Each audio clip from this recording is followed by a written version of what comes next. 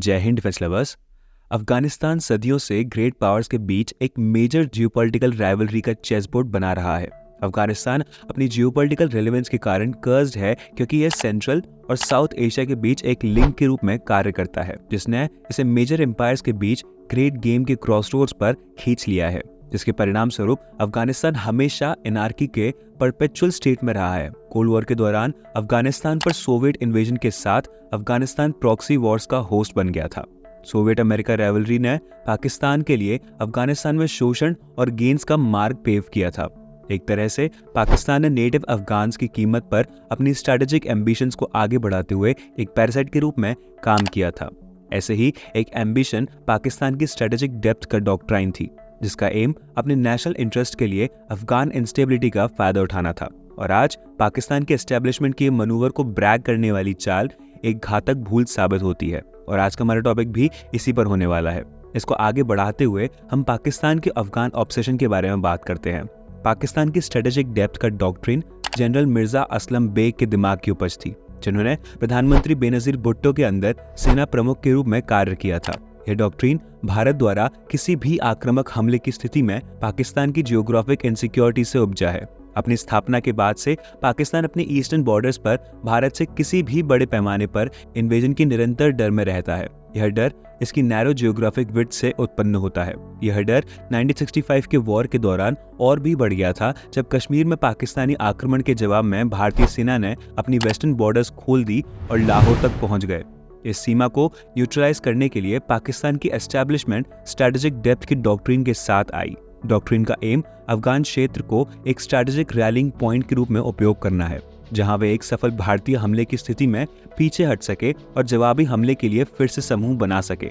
इस प्रकार पाकिस्तान का एम अफगानिस्तान को अपने हितों के लिए एक मुहावरे के रूप में कंट्रोल करने के प्रयास करके स्ट्रैटेजिक सिक्योरिटी के एक साधन के रूप में उसका शोषण करना था। स्ट्रैटेजिक डेप्थ की खोज ने पाकिस्तान को अफगानिस्तान में विभिन्न आतंकवादी संगठनों को बढ़ाने और समर्थन देने के लिए प्रेरित किया। यह हक्कानी नेटवर्क और तालिबान के अंदर अन्य फैक्शंस के लिए पाकिस्तान के समर्थन को स्पष्ट करता है। यह विचार दूसरों पर प्रो पाकिस्तान फैक्शंस की सहायता करना और अलग अफगानिस्तान में अपने प्रभाव का विस्तार करना था। ऐसा करने से पाकिस्तान जरूरत पड़ने पर इन आउटफिट्स द्वारा कंट्रोल्ड अफगान रीजन को अपना बैकयार्ड के रूप में इस्तेमाल कर सकता है। अफगानिस्तान को पाकिस्तान का 5th प्रोविंस बनाने की एम्बिशन, जैसे कि पूर्व डीजी ISI हामिद गुल अक्सर मजाक उड़ाते हैं, डेप्थ के डॉक्ट्रिन की बॉटम लाइन है। जब 15 अगस्त 2021 को काबुल पर तालिबान के कब्जे से दुनिया शॉक्ड थी, तो पाकिस्तानी एस्टैब्लिशमेंट में हलचल मच गई। तालिबान के टेकओवर को पाकिस्तान के स्ट्रैटेजिक डेप्थ की डॉक्ट्रिन के मैग्नस ओपम के रूप में देखा गया था, यानी कि एक महान कार्य। यह अफगानिस्तान में स्ट्रैटेजिक डेप्थ हासिल करने के लिए पाकिस्तान द्वारा की गई दशकों पुरानी धोखाधड़ी का एक प्रकार से रिवॉर्ड था। इसके बाद उल्लास प्रदर्शित किया गया, जिसमें उनके पूर्व PM इमरान ने गुलामी की बेड़ियों को तोड़ने के रूप में तालिबान के टेकओवर की सराहना की थी। पूरी पाकिस्तानी एस्टैब्लिशमेंट पागल हो गई थी। तत्कालीन डीजी ISI फैज हामिद व्यक्तिगत रूप से तालिबान को बधाई देने गए और एक टी पार्टी पर उनकी जीत का जश्न मनाने के लिए काबुल गए। उन्हें क्या पता था कि जल्द ही स्ट्रैटेजिक डेप्थ का ये मिथ पाकिस्तान के लिए स्ट्रैटेजिक डेथ में बदलने वाला है।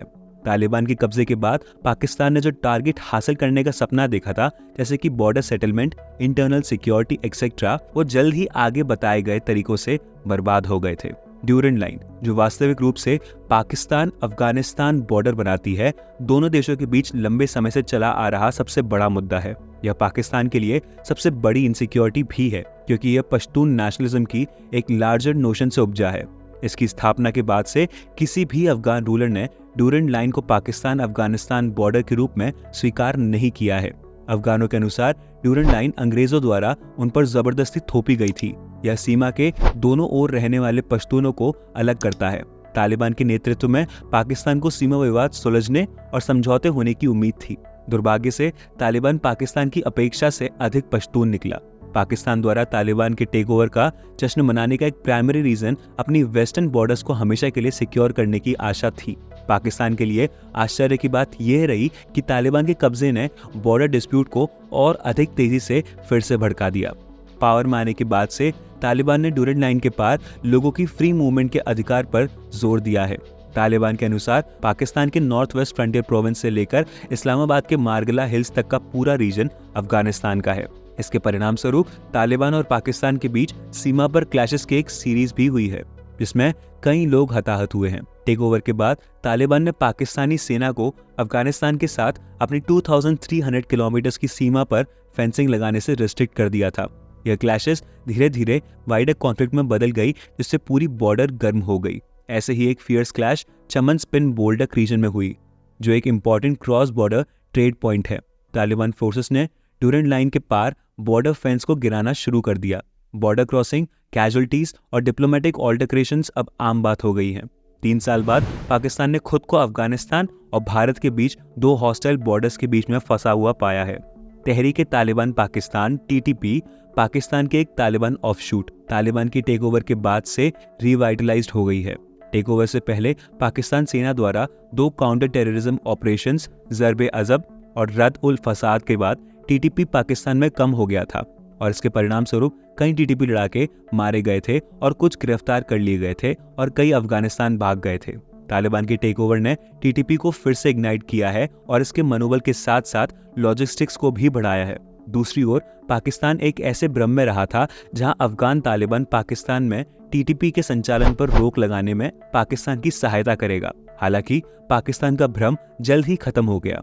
तालिबान ने कंट्रोल हासिल करने के बाद ही TTP कमांडर मौलवी फकीर मोहम्मद को 300 TTP लड़ाकों के साथ रिहा कर दिया, जिन्हें पिछली अफगान सरकार ने जेल में डाल दिया था। यह पाकिस्तानी एस्टेब्लिशमेंट के लिए एक झटका था और काबुल पर कब्जा करने के बाद से TTP द्वारा पाकिस्तानी सेना पर हमलों की एक सीरीज भी चालू हो गई है। इस बार TTP अमेरिकी सैनिकों द्वारा छोड़े गए मॉडर्न अमेरिकन वेपन से लैस है, जिन्हें बाद में तालिबान द्वारा कब्जा कर लिया गया था और TTP को सप्लाई भी किए जाते हैं। इन हथियारों में snipers, night vision sites, bullet proof jacket आदि शामिल है। इन हथियारों और अफगान तालिबान के समर्थन से TTP ने पाकिस्तानी बलों पर कहर बरपाया है। अकेले 2023 में पाकिस्तानी सेना ने दावा किया है कि इन हमलों में 265 अधिकारी और सैनिक मारे गए हैं। खैबर पख्तूनख्वा पुलिस ने भी दावा किया है कि उन्होंने आतंकवादी हमलों में 185 कर्मियों को खो दिया है। कुल मिलाकर नेशन वाइड से पाकिस्तान को अकेले 2023 में लगभग 1000 सैनिक और नागरिक हताहत हुए हैं। कई मौकों पर पाकिस्तान ने तालिबान को अफगानिस्तान से ऑपरेट होने वाले TTP लड़ाकों को देने के लिए मनाने की कोशिश भी की है, लेकिन कोई फायदा नहीं हुआ है। TTP के खिलाफ कार्रवाई करने के पाकिस्तान के रिक्वेस्ट को उदासीनता के साथ स्वीकार किया गया और TTP के साथ बातचीत करने की एडवाइस दी गई। वास्तव में TTP और तालिबान एक ही सिक्के के 2 पहलू हैं। बस पाकिस्तान ने इसे एक ब्लडी वे से सीखा है। यह कहना उचित है कि पाकिस्तान की अफगान पॉलिसी अब चकनाचूर हो गई है। अफगानिस्तान में स्ट्रेटेजिक डेप्थ हासिल करने के बजाय तालिबान ने पाकिस्तान के अंदर स्ट्रेटेजिक डेप्थ हासिल कर ली है। जब आप आधे से ज्यादा क्लेवर हो जाते हैं तो क्या होता है, इसका पाकिस्तान एक बहुत अच्छा एग्जाम्पल है। पाकिस्तान अपने डबल गेम और अफगानिस्तान में तालिबान के समर्थन के कारण डिप्लोमेटिकली अलग थलग पड़ गया है और बदले में उसे कुछ हासिल नहीं हुआ है। पाकिस्तान ने अपनी डिजास्टरस अफगान पॉलिसी के माध्यम से जो एकमात्र उपलब्धि हासिल की वह आतंकवाद में इंक्रीज, कैजुअल्टीज की संख्या और एक नई हीटेड बॉर्डर थी। पाकिस्तान आज इंटरनली TTP के साथ और अपनी बॉर्डर्स पर अफगान तालिबान के साथ लड़ रहा है। इसमें किसी को भी आश्चर्य नहीं है कि अपनी परेशानियों के लिए पाकिस्तान ही जिम्मेदार है। कुछ पाकिस्तानी सेनेटर्स ने स्ट्रेटेजिक डेप्थ हासिल करने के लिए तालिबान को समर्थन देने की पाकिस्तान की आधी अधूरी अफगान पॉलिसी पर भी चिंता जताई थी। इसके बजाय पाकिस्तान ने एक खतरनाक राक्षस पैदा किया है जिसकी कीमत उसे खून से चुकानी होगी। तो आज के हमारे इस एपिसोड में इतना ही। पसंद आया तो लाइक और शेयर जरूर करें और चैनल को सब्सक्राइब करना ना भूलें। धन्यवाद।